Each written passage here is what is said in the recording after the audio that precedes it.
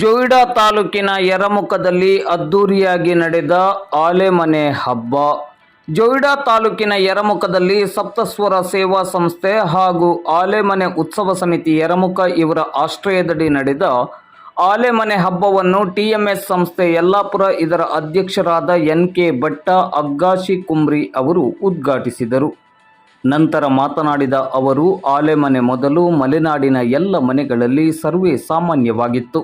ಆದರೆ ಈಗಿನ ಕಾಲದಲ್ಲಿ ಆಲೆಮನೆ ಹಬ್ಬದ ರೂಪದಲ್ಲಿ ಕೇವಲ ಒಂದೆರಡು ದಿನ ಆಚರಣೆ ಮಾಡುತ್ತಿರುವುದು ವಿಪರ್ಯಾಸದ ಸಂಗತಿ. ಸದ್ಯ ಹಳ್ಳಿ ಭಾಗಗಳಲ್ಲಿ ನಮ್ಮ ಭಾರತೀಯ ಸಂಸ್ಕೃತಿ ಮರೆಯಾಗುತ್ತಿದೆ. ಹಳ್ಳಿಗಳಲ್ಲಿ ಯುವಕರ ಸಂಖ್ಯೆ ಕಡಿಮೆಯಾಗುತ್ತಿದೆ. ಎಲ್ಲರೂ ನಗರ ಸೇರಿ ದುಡಿಯಲು ಹೋದರೆ ಹಳ್ಳಿಗಳಲ್ಲಿ ಕೃಷಿ ಮಾಡುವವರು ಯಾರು? ತಂದೆ ತಾಯಿಯವರನ್ನು ನೋಡಿಕೊಳ್ಳುವವರು ಯಾರು? ದುಡ್ಡಿನ ಹಿಂದೆ ಬಿದ್ದು ಮಾನವೀಯತೆ ಮರೆಯಾಗುತ್ತಿರುವ ಸಂದಿಗ್ಧ ಪರಿಸ್ಥಿತಿಯಲ್ಲಿ ನಾವಿದ್ದೇವೆ. ಗುಂದ ಭಾಗದಲ್ಲಿ ಸಾಂಸ್ಕೃತಿಕ ಕಾರ್ಯಕ್ರಮಕ್ಕೆ ಹೆಚ್ಚಿನ ಒತ್ತು ನೀಡಿ ಸ್ಥಳೀಯ ಕಲಾವಿದರಿಗೆ ಅವಕಾಶ ನೀಡಿ ಬೆಳೆಸುತ್ತಿರುವ ಸಪ್ತಸ್ವರ ಸೇವಾ ಸಂಸ್ಥೆಯ ಕಾರ್ಯ ಶ್ಲಾಘನೀಯವಾಗಿದೆ ಎಂದರು. ಸಪ್ತಸ್ವರ ಸೇವಾ ಸಂಸ್ಥೆಯ ಅಧ್ಯಕ್ಷೆ ಸುಮಂಗಲಾ ದೇಸಾಯಿ ಅವರು ಕಾರ್ಯಕ್ರಮದ ಉದ್ದೇಶವನ್ನು ವಿವರಿಸಿ, ನಾವು ನಮ್ಮ ಸಂಸ್ಕೃತಿ ಆಚಾರ ವಿಚಾರವನ್ನು ಉಳಿಸಿ ಬೆಳೆಸಿ ಮುಂದಿನ ತಲೆಮಾರಿಗೆ ಹಸ್ತಾಂತರಿಸುವ ನಿಟ್ಟಿನಲ್ಲಿ ನಮ್ಮನ್ನು ನಾವು ತೊಡಗಿಸಿಕೊಂಡಾಗ ನಮ್ಮ ಸಂಸ್ಕೃತಿ ಜೀವಂತವಿರಲು ಸಾಧ್ಯ. ಆ ನಿಟ್ಟಿನಲ್ಲಿ ಇದೊಂದು ಸಣ್ಣ ಪ್ರಯತ್ನ ಎಂದರು. ವೇದಿಕೆಯಲ್ಲಿ ಸೋಮೇಶ್ವರ ದೇವಸ್ಥಾನದ ಕಮಿಟಿಯ ಕಾರ್ಯದರ್ಶಿ ಡಿ.ಟಿ. ಹೆಗಡೆ, ನಂದಿಗದ್ದ ಸೇವಾ ಸಹಕಾರಿ ಸಂಘದ ಉಪಾಧ್ಯಕ್ಷರು ಹಾಗೂ ಉತ್ಸಾಹಿ ಯುವ ಮುಖಂಡರಾದ ಸುದರ್ಶನ್ ಭಾಗವತ್, ಕನ್ನಡ ಸಾಹಿತ್ಯ ಪರಿಷತ್ತಿನ ಜಿಲ್ಲಾ ಕಾರ್ಯಕಾರಿಣಿ ಸದಸ್ಯೆ ಸೀತಾ ದಾನಗೇರಿ ಉಪಸ್ಥಿತರಿದ್ದರು.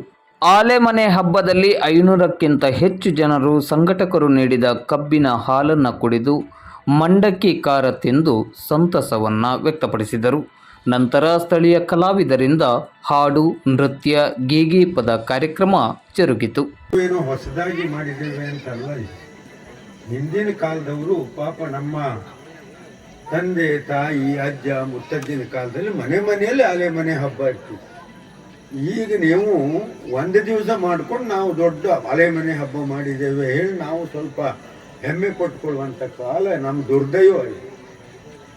ಮೊದಲಿನ ಕಾಲ ಹೇಗಿತ್ತು, ಮನೆ ಮನೆಯಲ್ಲಿ 15 ದಿವಸ ಆದರೂ, ಕನಿಷ್ಠ ಒಂದು ರೈತರ ಮನೆಯಲ್ಲಿ 15 ದಿವಸ ಆದರೂ ಆಲೆಮನೆ ಹಬ್ಬ ನಡೀತಿತ್ತು. ಎಲ್ಲ ಅಕ್ಕಪಕ್ಕದವ್ರು ಬರ್ತಿದ್ರು, ಕಬ್ಬನ ತಗೊಂಡು ಹೋಗ್ತಿದ್ರು, ದೋಸೆಗೆ ಅಂತ ತಗೊಂಡು ಹೋಗ್ತಿದ್ರು, ನೆಂಟರು ಬರ್ತಿದ್ರು. ಆಲೆಮನೆ ಹಬ್ಬದ ಸಂದರ್ಭದಲ್ಲಿ ನಮ್ಮ ಮನೆಯಲ್ಲಿ ಆಲೆಮನೆ ಹಬ್ಬ ಕಬ್ಬಾಡ್ತಾ ಇದ್ದೇವೆ, ಬರಬೇಕು ಅಂತೆಲ್ಲ ದೂರ ದೂರಿಂದ ಕರೆದು ಎಲ್ಲರೂ ಆ ಒಂದು ಚಂದ ನೋಡ್ಕೊಂಡು ಹೋಗ್ತಾ ಇದ್ರು. ಆದರೆ ಇತ್ತೀಚೆಗಿನ ಕಾಲ ಹೇಗೆ ಬಂದಿದೆ, ಇದು ಒಂದು ಹೊಸ ಸುಧಾರಣೆ ಅಂತ ನಾವು ತೋರಿಸುವಂಥ ಕಾಲ ಬಂದೋಗಿದೆ. ಬಹುತೇಕ ಇನ್ನೊಂದು 10 ವರ್ಷ ಕಳೆದ್ರೆ ಆಲೆಮನೆ ಅಂದರೆ ಹೀಗೆ ಕಬ್ಬು ಕೊಟ್ಟರೆ ಹೀಗೆ ರಸ ಬರ್ತದೆ ಹೇಳಿ ತೋರಿಸುವಂಥ ಕಾಲ. ಅಂಥ ಪರಿಸ್ಥಿತಿ ನಾವು ಅನುಭವಿಸ್ತಾ ಇದ್ದೇವೆ. ಕಳೆದ ವರ್ಷವೂ ಕೂಡ ನಾವು ಮಾಡಿದ್ದೇವೆ. ಯಾಕೆಂದ್ರೆ ಈಗ ಎಲ್ಲ ಕಡೆನೂ ಆಲೆಮನೆ ಉತ್ಸವ ಮಾಡ್ತಾ ಇದ್ದಾರೆ. ಆದ್ರೆ ನಮ್ಮ ಜೋಯಿಡಾ, ಹಳಿಯಾಳ, ದಾಂಡೇಲಿ 3 ತಾಲೂಕಲ್ಲೂ ಕೂಡ ಆಲೆಮನೆ ಹಬ್ಬ ಅಂತೇಳಿ ಯಾರು ಮಾಡ್ತಾ ಇಲ್ಲ.